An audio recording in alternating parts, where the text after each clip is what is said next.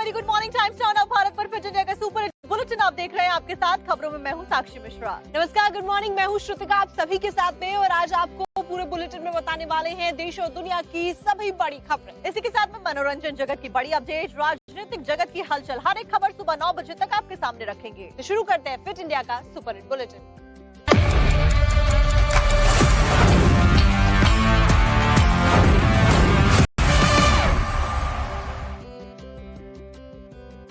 प्रधानमंत्री के इटली दौरे से जुड़ी हुई बड़ी ब्रेकिंग के साथ में बुलेटिन की शुरुआत करेंगे। पीएम मेलोनी की तरफ से पीएम के लिए पोस्ट किया गया है। प्रधानमंत्री नरेंद्र मोदी 5 देशों की यात्रा पर इस दौरान है। इस बीच जब वो इटली में पहुंचते हैं तो मेलोनी के द्वारा उनके लिए स्वागत से जुड़ा हुआ एक पोस्ट किया जाता है। जॉर्जिया मेलोनी ने ये पोस्ट किया है और लिखा है, welcome to Rome my friend. अपने दोस्त प्रधानमंत्री नरेंद्र मोदी का स्वागत करते हुए जॉर्जिया मेलोनी की तरफ से ये पोस्ट किया गया है। वहीं दोपहर 2:45 पर ऑफिशियल जो मीटिंग है मेलोनी और प्रधानमंत्री मोदी की वो होने वाली है, जिसको लेकर सभी को बहुत ज्यादा इंतजार है। तो ऐसे में कई अहम मुद्दों पर बातचीत होने वाली है। द्विपक्षीय वार्ता को आगे बढ़ाया जाएगा, साथ ही साथ आर्थिक समझौते भी कई हो सकते हैं। तो देखिए, इस फोटो के पोस्ट होने के बाद ही लगातार इस पे बहुत सारे व्यूज, लाइक्स और शेयर्स आ रहे हैं। प्रधानमंत्री नरेंद्र मोदी इटली की पीएम के साथ मुलाकात करेंगे आज ऑफिशियली।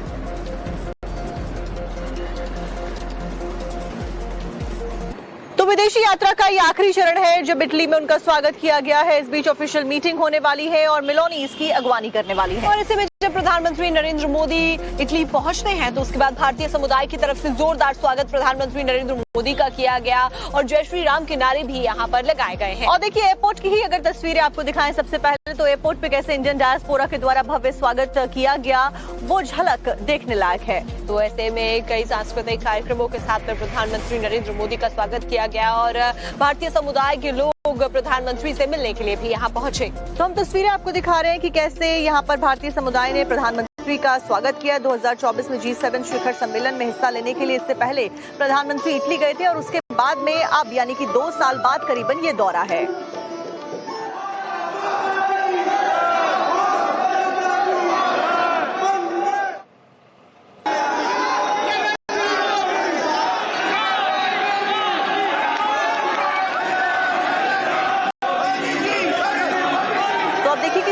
भारत और इटली के बीच में आर्थिक सहयोग को मजबूत करने पर खास जोर होगा। भारत मध्य पूर्व यूरोप आर्थिक गलियारे पर विशेष फोकस पीएम का रहने वाला है।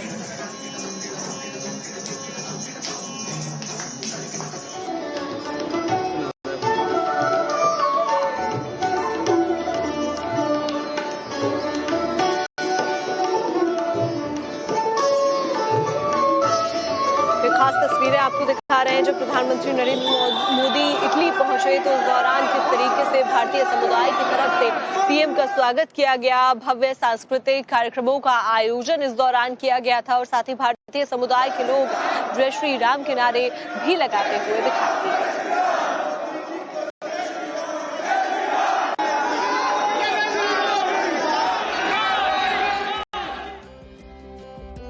सुपर हिट बुलेटिन आप देख रहे हैं। बात करेंगे प्रधानमंत्री नरेंद्र मोदी की, जो कि अपने विदेशी दौरे के आखिरी चरण में है और इटली में पहुंचे हैं। तो ऐसे में पीएम जॉर्जिया मेलोनी की तरफ से एक सेल्फी पोस्ट की गई है और उसमें लिखा गया है, welcome to Rome my friend. और इस पोस्ट को करके प्रधानमंत्री नरेंद्र मोदी का स्वागत किया गया। तो ये तस्वीर बीती रात की है जब प्रधानमंत्री रोम में पहुंचते हैं, उनका भव्य स्वागत किया जाता है। एयरपोर्ट पर ही इंडियन डायस्पोरा के द्वारा भव्य स्वागत की तस्वीरें भारतीय सांस्कृतिक झलक के साथ में सामने आई हैं। तो ऐसे में प्रधानमंत्री का स्वागत किया गया और साथ ही साथ आर्थिक मुद्दों को लेकर विशेष फोकस इस पूरी मीटिंग का रहने वाला है और पीएम मेलोनी की तरफ से उनका स्वागत किया गया है। साथ ही सेल्फी पोस्ट की गई है और आज दोपहर 2:45 पर मोदी और मेलोनी की मुलाकात। प्रधानमंत्री नरेंद्र मोदी 5 देशों की यात्रा के आखिरी चरण में इटली पहुंच गए हैं। रोम पहुंचते ही मेलोनी के मंत्रियों ने प्रधानमंत्री मोदी का रेड कारपेट वेलकम किया। यहीं पर पीएम मोदी को गार्ड ऑफ ऑनर भी दिया गया। प्रधानमंत्री मोदी के आज इटली दौरे के कार्यक्रम की बात करें तो प्रधानमंत्री सबसे पहले इटली के राष्ट्रपति सर्जियो मैटारेला से मुलाकात करेंगे। उसके बाद इटली की पीएम मेलोनी से प्रधानमंत्री द्विपक्षीय वार्ता करेंगे। जिसमें दोनों देशों के कई अहम मुद्दों पर बातचीत होगी। पीएम मोदी शाम में फूड एंड एग्रीकल्चर ऑर्गेनाइजेशन का दौरा करेंगे और रात 8:45 पर दिल्ली के लिए रवाना हो जाएंगे। रोम पहुंचने से पहले पीएम मोदी ने ओस्लो में तीसरे भारत नॉर्डिक शिखर सम्मेलन में हिस्सा लिया, जिसमें नॉर्डिक क्षेत्र के साथ भारत की साझेदारी पर चर्चा की गई और आतंकवाद, ग्लोबल समेत कई मुद्दों पर पीएम मोदी ने अपनी बात नॉर्डिक देशों के सामने रखी। वैश्विक तनाव और संघर्ष के इस दौर में भारत और नॉर्डिक देश साथ मिलकर एक रूल्स बेस्ड ग्लोबल ऑर्डर को बल देते रहेंगे और यूक्रेन हो या वेस्ट एशिया, हम संघर्ष की शीघ्र समाप्ति और शांति के प्रयासों का समर्थन करते रहेंगे। हम इस बात पर सहमत हैं कि मल्टीलेटरल इंस्टीट्यूशंस का रिफॉर्म आवश्यक भी है और अर्जेंट भी है और टेररिज्म पर भी हमारा क्लियर और यूनाइटेड स्टैंड है। No compromise, no double standards. बता दें कि पीएम नरेंद्र मोदी की 5 देशों की विदेश यात्रा 15 मई से शुरू हुई थी, जो आज इटली दौरे के साथ खत्म होने वाली है। और चलिए अब खबरों में आपको उत्तर प्रदेश लेकर चलते हैं, जहां पर बनारस की जो विश्व प्रसिद्ध यूनिवर्सिटी है BHU, एक बार फिर से सुर्खियों में आ गई है। और इस बार विवाद जो हुआ है वो परीक्षा में एक सवाल को लेकर हुआ है और सवाल जुड़ा था इतिहास को लेकर और इसको लेकर ब्राह्मण समाज के लोगों को दिक्कत हुई है। क्या परेशानी आ रही है आपको दिखाते हैं।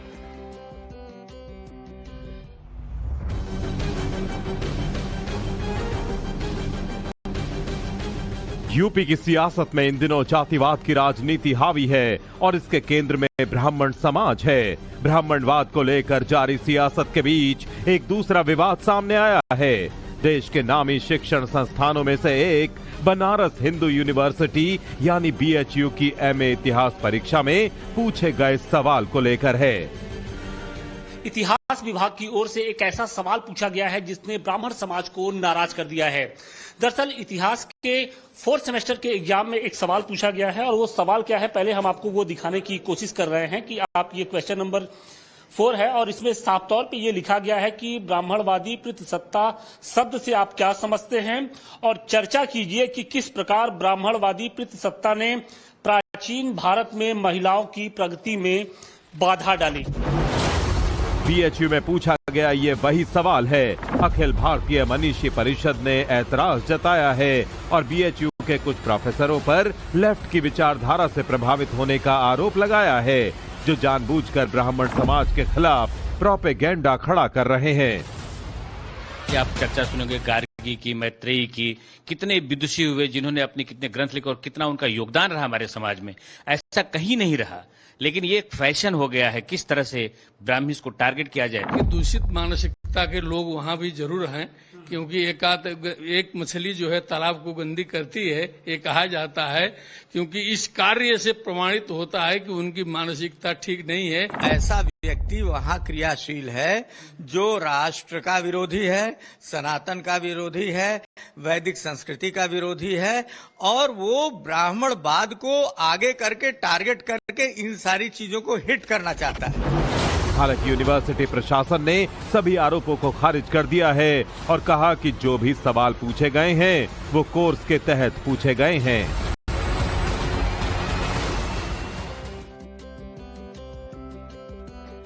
BHU में पूछे गए विवादित सवाल से जुड़ी हुई ही बड़ी खबर आपको बताते हैं। अखिलेश यादव की तरफ से भारतीय जनता पार्टी के ऊपर निशाना साधा गया है। अखिलेश यादव ने कह दिया है कि ये सोची समझी रणनीति है और बीजेपी के द्वारा ही ये सब कुछ करवाया जा रहा है। और अखिलेश यादव ने कड़ा निशाना साधा है भारतीय जनता पार्टी के ऊपर, सोची समझी रणनीति बताया है और क्या कुछ कहा गया है उनकी तरफ से आपको सुनवाते हैं। सुनने में आया BHU में कोई क्वेश्चन पेपर आ गया है और उसका सवाल भी बड़ा टेढ़ा मेढ़ा है। बताओ, BHU जैसी प्रतिष्ठित संस्थान जो हमारे पूजनीय सम्मानीय शिक्षाविद मदन मोहन मालवीय जी ने बनाई, उस संस्थापक के उस संस्था में बताओ हमारे कैसे सवाल पूछे जा रहे हैं। ये भारतीय जनता पार्टी की सोची समझी रणनीति है कि किसी को बदनाम करो और फिर उससे सवाल पूछवाओ समाज में। बदनाम भी बीजेपी कराती है और फिर नाम सवाल भी हम ही पूछते जाते हैं, हमसे पूछा जाता है।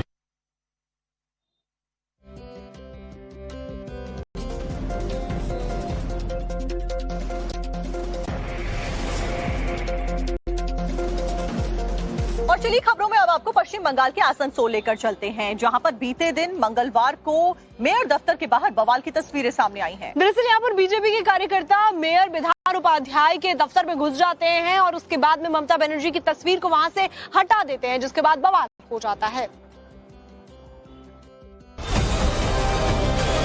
पश्चिम बंगाल में सत्ता परिवर्तन के बाद अब उसका असर सरकारी दफ्तरों में भी साफ दिखाई देने लगा है। मंगलवार को आसनसोल नगर निगम में उस समय राजनीतिक हलचल तेज हो गई, जब टीएमसी के मेयर विधान उपाध्याय के ऑफिस से पूर्व मुख्यमंत्री ममता बनर्जी की तस्वीर हटा दी गई और उनकी जगह पर राज्य के मुख्यमंत्री शुभेंदु अधिकारी, प्रधानमंत्री नरेंद्र मोदी और राष्ट्रपति द्रौपदी मुर्मू की तस्वीरें लगा दी गयी। तो उन लोगों को नेतृत्व के ऊपर विश्वास करके चल रहा है। उन लोगों को नेतृत्व बोल रहा है कुछ नहीं होगा, तो हम लोग तो जनता का बड़ी सेवा देने आया है। अगर बोलेगा तो बंद कर दूंगा। इस सियासी घटनाक्रम को लेकर पूरे नगर निगम में माहौल गर्म हो गया। घटना के बाद निगम दफ्तर में तनाव और अफरा तफरी मच गई, जिसकी जानकारी मिलते ही पुलिस भी मौके पर पहुंची और हालात को काबू में किया। लेकिन इस घटना के बाद से टीएमसी और बीजेपी के बीच राजनीतिक आरोप प्रत्यारोप तेज हो गए हैं। बीजेपी ने सवाल उठाते हुए कहा कि जब ममता बनर्जी मुख्यमंत्री नहीं है, तब सरकारी ऑफिसों में उनकी तस्वीर क्यों लगी हुई है। वहीं टीएमसी ने पलटवार करते हुए कहा कि बीजेपी के वादों पर निशाना साधा है। टीएमसी ने पूछा कि बीजेपी ने कहा था कि राज्य में किसी भी नेता पर हमला नहीं किया जाएगा, लेकिन जो आसनसोल नगर निगम के ऑफिस में हुआ, फिर वो क्या था।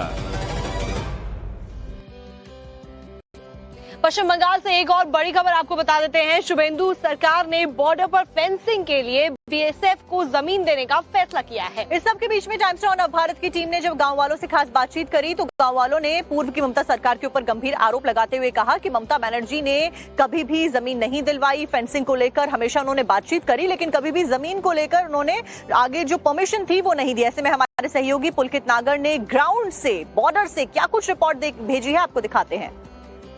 आपको एक मालदा जिले की तस्वीर दिखाता हूँ, किस तरीके से लगातार पेपर वर्क हो रहा है। ये पेपर वर्क हो रहा है, जो फेंसिंग बननी है उसके लिए तमाम ये लोग जो हैं वो अपनी जमीनें दे रहे हैं और राज्य सरकार अब इन जमीनों को खरीद रही है। आप देखिए किस तरीके से तमाम लोग बैठे हुए हैं। कैमरा यहाँ पे आएगा, ये देखिए ये पूरी फेंसिंग लाइन बननी है और यहाँ इतने इलाके की आपको जमीन खरीदनी है।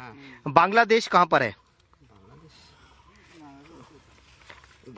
देखिए ये पूरा बांग्लादेश है और ये मालदा जिले की जमीन है जिसे फेंसिंग लाइन के लिए इस लाइन से खरीदा जा रहा है। घेरा चाहिए, बान रोड का घेरा चाहिए, यानी कि फेंसिंग चाहिए आप लोग, उसी के लिए आप लोग सब आके अपनी जमीन दे रहे हैं। हाँ। सोचिए कि क्या मतलब तस्वीर है कि ये सब लोग तैयार हैं, देखिए अपनी अपनी रजिस्ट्री लेकर यहाँ पहुंच रहे हैं और कह रहे हैं कि भाई हमारी जमीन लो और यहाँ पे आप फेंसिंग लगाओ ताकि देश भी सुरक्षित हो और ये लोग भी सुरक्षित हो। देखिए सबके हाथ में आपको पेपर नजर आएंगे, यार देखिए ये देखिए ये पेपर लेके आई हैं अपने, आप भी अपने पेपर लेके आई हैं। ये देखिए ये अपने पेपर लेके आई हैं, आप भी अपने पेपर लेके आए। ये देखिए ये अपने पेपर लेके आए आराम से देने के लिए। अब सब सारे गांव के लोग पेपर लेके आ रहे हैं और ये देखिए यहाँ पे ये बैठे हुए हैं, इनके पास ये पेपर है, ये इनका पेपर है और आप भी अपने पेपर लेके आए। आप भी पेपर लेके आए, देखिए ये अपना पेपर दिखा रहे हैं। अब देखिए आराम से बैठ के काम चल रहा है, जमीन पर तमाम अधिकारी बैठे हुए हैं, आराम से लिया जा रहा है जमीन को। कोई आपको अड़चन आ रही है जमीन लेने में? नहीं कोई अड़चन नहीं आ रहा है। सरकार तो चले ना, सरकार लेना ही नहीं चाहती थी पहले। हम तो बहुत दिन से बोलते हैं कि आप रास्ता बनाओ, हम सुरक्षित रहेगा। तो सरकार लेगा तब ना हम देगा। ममता सरकार तो लेवे नहीं करता है, खाली पिलर करके चला गया। 20 बच्चा सरकार ले ही नहीं रही थी जमीन, जमीन लेता था। आपके पास पहले कोई आया जमीन लेने के लिए? नहीं आया। देखिए आप ये देखिए, एक बार कैमरा पीछे जाएगा, देखिए हमारे कैमरा पर्सन पीछे ले जाएंगे और आपको यहाँ से पेपर की तस्वीर दिखाता हूँ कि किस तरीके से तमाम लोग ये पेपर लेके खड़े हुए हैं। ये देखिए आप, सिर्फ तस्वीर देखिए पेपर की, यहाँ तमाम लोग अपनी अपनी जमीनों के पेपर लेकर आ गए। और ये लोग कौन है? ये सरकारी अधिकारी हैं और ये तमाम लोग नाप तोल कर कर एक एक जमीन की नाप और एक एक जमीन की डिटेल यहाँ पर लिख रहे हैं जिन्हें जमीन लेनी है। और आप सोचिए कि फेंसिंग होनी थी लेकिन फेंसिंग नहीं हो पाई। तमाम लोग देखिए, पीछे फिर कैमरा जाएगा, और ये तमाम लोग जो हैं ये सब लोग दुखी हैं, ये सब लोग परेशान हैं कि इनकी सुरक्षा कैसे होगी, इनके गांव की सुरक्षा कैसे होगी, इनके पशुओं की सुरक्षा कैसे होगी, इनकी जमीन की, खेती की, फसल की सुरक्षा कैसे होगी। इसीलिए तमाम लोग पेपर लेकर आ गए हैं और कह रहे हैं कि आप हमारी जमीन लीजिए और देश को सुरक्षित कीजिए। वीडियो जर्नलिस्ट परवेज रजा के साथ पुलकित तागर, टाइम्स नाउ, नवादा। और चलिए खबरों में अब बात करते हैं झुलसती हुई गर्मी की, जिसकी वजह से आधा हिंदुस्तान परेशान नजर आ रहा है, चाहे वो उत्तर भारत हो या फिर दक्षिण भारत हो। और ऐसे में क्या रिपोर्ट सामने आ रही है, कब गर्मी से राहत मिल सकती है और कितना ज्यादा तापमान जाने वाला है, आपको दिखाते हैं इस रिपोर्ट में।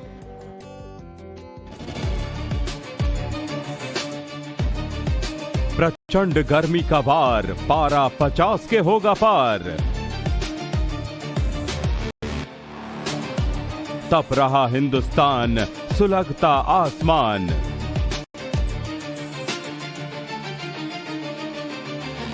दिल्ली टू राजस्थान, बढ़ता तापमान। देश के कई हिस्सों में गर्मी खतरनाक रूप लेती जा रही है।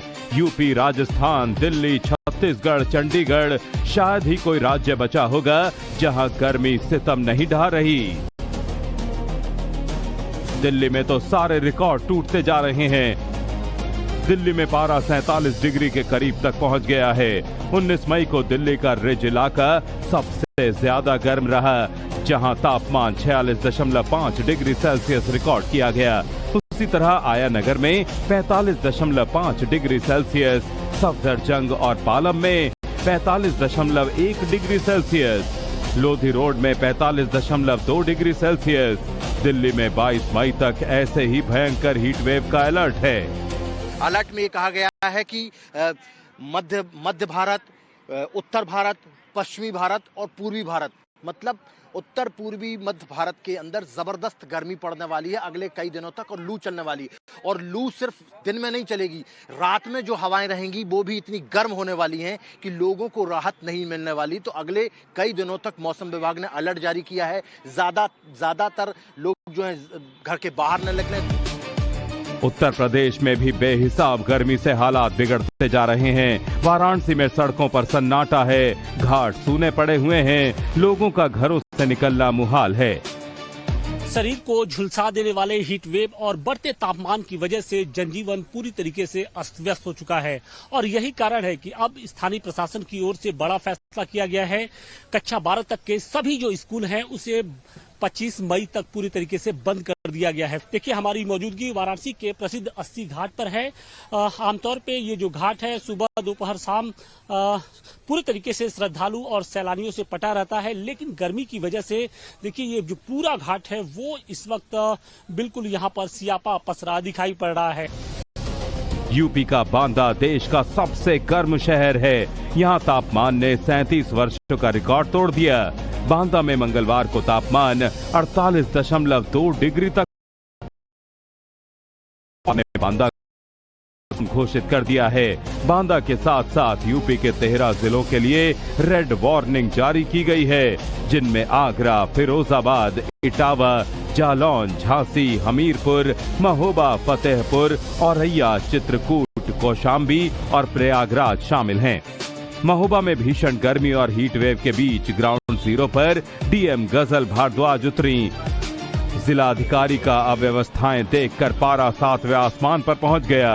प्याऊ में पानी न मिलने पर जहां नोडल अधिकारी को तत्काल सस्पेंड कर दिया गया, वहीं अस्पताल में एसी खराब मिलने पर सीएमएस का वेतन रोकने के निर्देश दिए गए।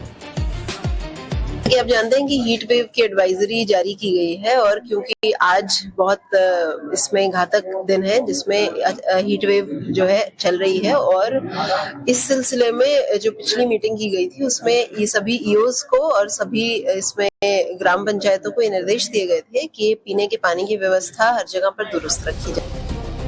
बढ़ती तपिश से सिर्फ मैदानी राज्य प्रभावित नहीं है, देवभूमि उत्तराखंड में भी तापमान 40 डिग्री तक पहुंच गया है। राजधानी देहरादून में पारा 35 डिग्री को पार कर चुका है।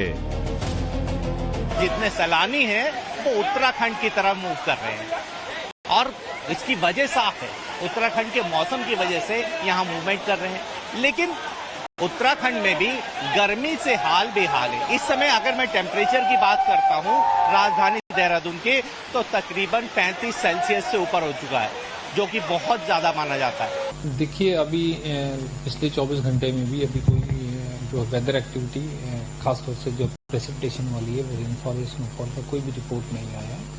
और अगले 2 दिन या 48 घंटे खासतौर से उसमें भी हमारे को ज़्यादा उम्मीद नहीं लग रही है। सिस्टम कुछ खास सिस्टम है नहीं जिससे कि ये एक्टिविटी हो।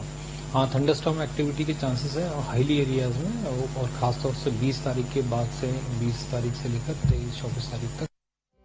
अब बात यूपी के सहारनपुर की करते हैं, जहां पर अखिलेश यादव के सांसद जो हैं वो योगी की पुलिस से भिड़ गई। यहाँ पर बात हो रही है कैराना से समाजवादी पार्टी की अखिलेश यादव की सांसद इकरा हसन की, जो कि पीड़ित परिवार के साथ में मुलाकात करने के लिए और समर्थकों को इंसाफ दिलवाने के लिए पहुंची। लेकिन यहाँ पर इंसाफ की मांग करते करते जो तस्वीरें बवाल की सामने आई, जो प्रदर्शन की सामने आई, वो अपने आप में ही गजब की है।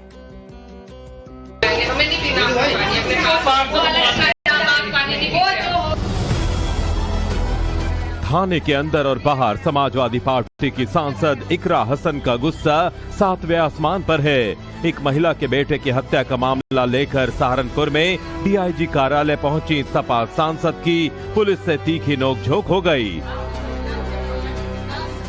नहीं, अपने ऑफिसर उठाइए, हाथ मत लगाइए, नहीं हाथ मिलाइए, हाथ मत लगाइए, अभी लगाया आपने, अभी लगाया आपने, अभी लगाया आपने।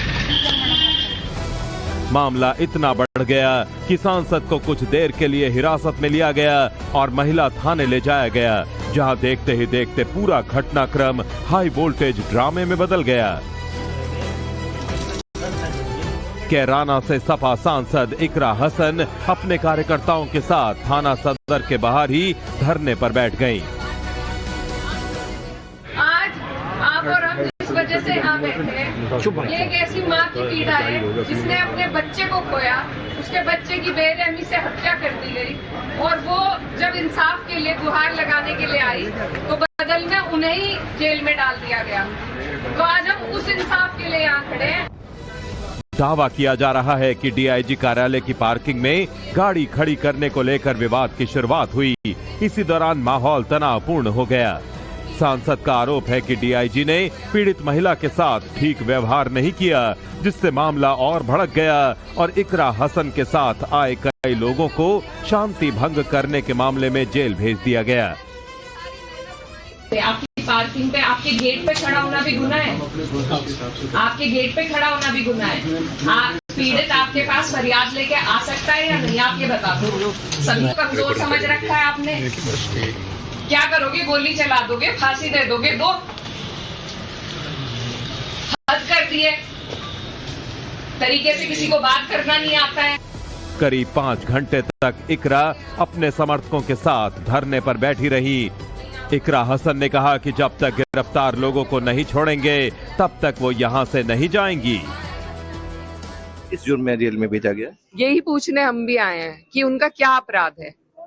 वो मेरे साथ गए, हम सिर्फ 5-7 जने थे, अपनी बात रखने के लिए डीआईजी साहब के पास गए थे, और कोई भी बाधा हमने उत्पन्न नहीं करी, ना हमने कोई ब्लॉकेड करा, ना कोई रोड रुका। हमारे पास भी सारी वीडियो मौजूद है, रोड 1 मिनट भी नहीं रुका है। तो हम यही पूछने आए हैं कि किस अपराध में उन्हें भेजा गया है। ये सरासर तानाशाही है, उनका कोई ऐसा रोल नहीं है। वो सिर्फ अपनी पीड़ा को लेकर आए थे, सिर्फ इतनी उनकी गलती है कि वो माँ जिसका बेटा मर गया वो अपनी पीड़ा को लेकर आई थी। और मैं ये भी बता दूं कि मुसलमान नहीं है वो माँ। सपा सांसद इकरा हसन ने सिटी मजिस्ट्रेट से आश्वासन मिलने के बाद अपना धरना खत्म कर दिया है। इकरा के जिन 5 समर्थकों को जेल भेजा गया था, उनको जमानत का आश्वासन मिलने के बाद सपा सांसद धरने से उठ गई हैं। वो सिर्फ पीड़ित थे, अपना पक्ष रखने, अपनी गुहार लगाने, निष्पक्ष जांच की फरियाद लगाने के लिए वो यहाँ आए थे। उसके बदल में उन्हें जेल में भेज दिया गया। तो हम ये पूछने आए थे कि उनकी क्या खता थी, किस वजह से उन्हें जेल में भेजा गया। और सभी भाई यहाँ पर आए, हम सब ने उनके रिहाई के लिए धरना दिया। अभी हमारे बीच में सिटी मजिस्ट्रेट साहब आए थे, उन्होंने उनकी जमानत मंजूर कर ली गई है, लेकिन जेल के प्रोटोकॉल की वजह से वो सुबह में छूटेंगे। तो उसके चलते अधिकारियों के कहने पर और अपनी मांग की पूर्ति पर हमने इस धरने को सभी ने मिलकर खत्म कराया।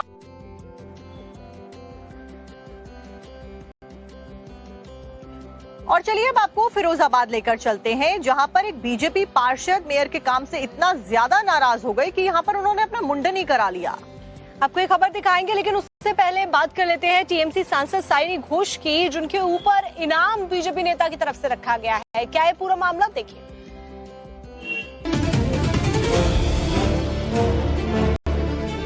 टीएमसी सांसद सायोनी घोष को लेकर शुरू हुआ विवाद पश्चिम बंगाल से निकलकर अब यूपी के बुलंदशहर तक पहुंच गया है। हिंदू संगठनों ने सायोनी घोष के खिलाफ सिकंदराबाद में विरोध प्रदर्शन किया। उसमें सिकंदराबाद नगर पालिका के चेयरमैन और बीजेपी नेता डॉक्टर प्रदीप दीक्षित भी शामिल हुए थे, जिसमें उन्होंने सनातन के अपमान पर आवाज उठाते हुए टीएमसी सांसद सायोनी के खिलाफ भड़काऊ बयान दे दिया। जो रहेगा उसे डॉक्टर दीक्षित 1 करोड़ रुपया इनाम दे।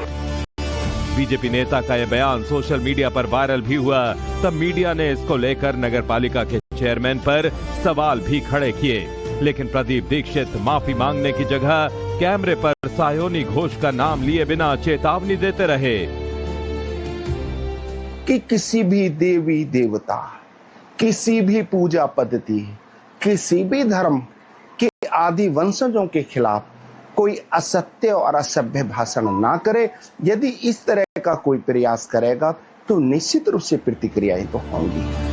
नगर पालिका के चेयरमैन प्रदीप दीक्षित के वायरल वीडियो पर सायोनी घोष ने बीजेपी को आड़े हाथों लिया है। सायोनी ने प्रदीप दीक्षित के बयान को लेकर सोशल मीडिया पर एक पोस्ट भी किया, जिसमें टीएमसी सांसद ने प्रधानमंत्री नरेंद्र मोदी, केंद्रीय गृह मंत्री अमित शाह, सीएम शुभेंदु अधिकारी और यूपी पुलिस को टैग किया और प्रदीप दीक्षित पर कार्रवाई की मांग की है।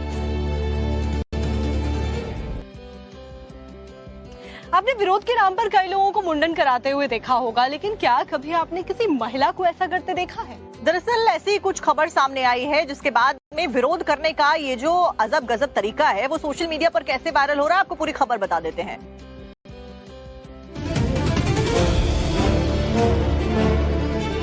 पहले नगर निगम के बाहर बैठकर प्रोटेस्ट, फिर सरेआम सबके सामने मुंडन करा डाला।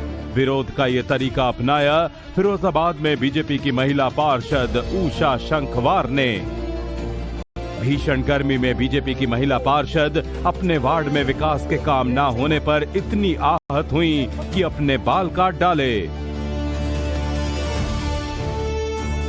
पार्षद उषा शंखवार महापौर और उसके पति पर भ्रष्टाचार का आरोप लगा रही हैं। उनका कहना है कि महापौर कामिनी राठौर के पति सुरेंद्र राठौर की वजह से उनके वार्ड में काम नहीं हो पा रहा है। मैं सुरेंद्र के अत्याचार पे मुंडन कराया है, तो ऐसा क्या अत्याचार उन्होंने किए हैं जिसकी वजह से सुरेंद्र ने ये अत्याचार किया है कि हमारे वार्ड में विकास नहीं होने दे रहा है बिल्कुल भी। इस तरह का विकास में क्या हमारे ना गली भी नहीं, 3 साल हो गई है, 34 साल लग गई है, ना ही हमारे यहाँ गली बनाने दे रहे, ना ही कुछ, हमारे यहाँ कोई विकास नहीं हुआ है। और मैं चाहती हूँ मेरे जैसे सर के बार मैंने मुंडन कराए हैं, तो मैं वहाँ तक ये खबर पहुँचाना चाहते हैं, हमारे योगी आदित्यनाथ हैं वहाँ तक, ये हमारे जो वाल हैं ये मैंने इनका दान किया है, लेकिन मैं चाहती हूँ तुरंत पे कार्रवाई करी जाए। मंगलवार दोपहर को उषा शंखवार अपने कुछ सहयोगियों और पार्षदों के साथ नगर निगम कार्यालय पहुंच गईं। फिर वहां एक नाई को बुलाया और रोते बिलखते हुए अपना मुंडन कराना शुरू कर दिया। इस दौरान प्रदर्शनकारी भाजपा महिला पार्षद ने महापौर और उसके पति के खिलाफ नारेबाजी की, साथ ही मुख्यमंत्री से कार्रवाई की मांग की है। जानकारी मिलने पर नगर आयुक्त प्रशांत नागर मौके पर पहुंचे। उन्होंने महिला पार्षद से बातचीत की और उन्हें समुचित विकास का भरोसा भी दिया। हमारे माननीय महिला पार्षद जी हैं, इनके वार्ड में इनके द्वारा अवगत कराया गया है कि इन्होंने कुछ शिकायतें हमारे यहाँ दर्ज कराई गई थी जो नहीं हुई है। तत्काल हम लोग उसको चेक कराएंगे। कुछ काम हमने कराए हैं, कुछ में भी रह गए होंगे, उसको हम तत्काल अभी टीम जो है चेक करके निरीक्षण करेगी, पूरा इनका वार्ड देखेगी और उसमें जो भी कमियां हैं उस पर हम एक तरह से डेली समीक्षा करते हुए कार्य को पूरा कराएंगे।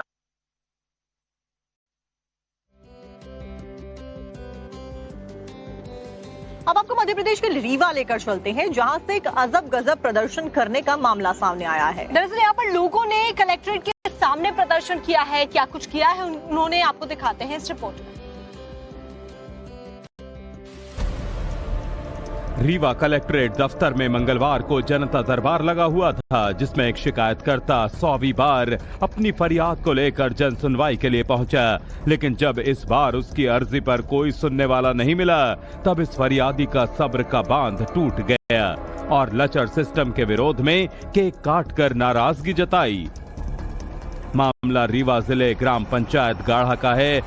पीड़ित दिनेश सोनकर पिछले लंबे समय से अधिकारियों के चक्कर काट रहा था। शिकायतकर्ता दिनेश के मुताबिक साल 2022 में गांव की सड़क और पुल के लिए 2,51,15,000 रुपए मंजूर हुए थे, लेकिन ठेकेदारों और अधिकारियों की मनमानी के चलते सिर्फ 500 मीटर मिट्टी डालकर काम बंद कर दिया गया और जिसे अब तक पूरा नहीं किया गया।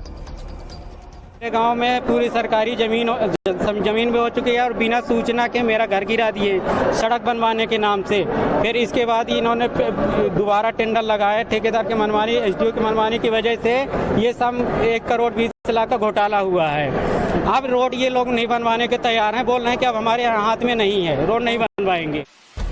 दिनेश सोनकर के मुताबिक गांव में सड़कें अच्छी नहीं हैं और अगर ठीक समय पर सड़क नहीं बनी तो बारिश में लोगों की जान जाने का भी खतरा है। इसको लेकर दिनेश ने इससे पहले 99 बार चक्कर लगा लिए थे और जब ये आंकड़ा 100 पर पहुंचा तब विरोध में प्रशासन की नाकामी का केक काटते हुए अनोखे तरीके से विरोध जताया। हालांकि इस बार नए कलेक्टर नरेंद्र कुमार सूर्यवंशी ने उसकी समस्या दूर करने का आश्वासन दिया है।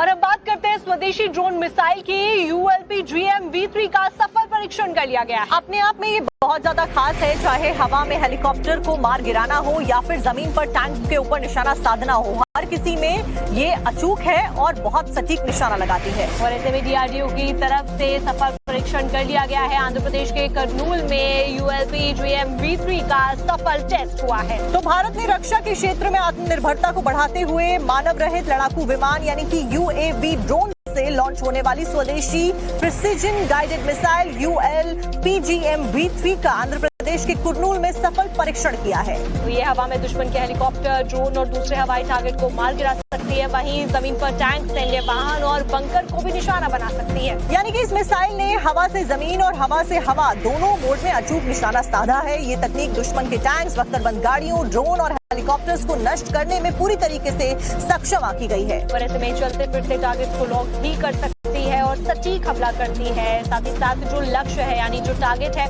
उसको ट्रैक करने की क्षमता भी इस स्वदेशी ड्रोन मिसाइल के अंदर है। तो आंध्र प्रदेश के कुर्नूल में हुए इस परीक्षण ने भारतीय सेना की मारक क्षमता को एक नई और बेहद घातक धार दे दी है। इस मिसाइल की सबसे बड़ी खासियत ये है कि आसमान से न सिर्फ जमीन पर मौजूद दुश्मन के ठिकानों को निस्तेनाबूद कर सकती है, बल्कि हवा में भी उड़ रहे खतरों को मार गिराने में पूरी तरीके से सक्षम है। और ऐसे में इसके निर्माण की और सफल परीक्षण के बाद से ये चीज साफ हो गई है कि घरेलू सप्लाई चेन बड़े पैमाने पर उत्पादन के लिए तैयार है और रक्षा मंत्रालय की तरफ से भी ये बड़ी जानकारी साझा की गई।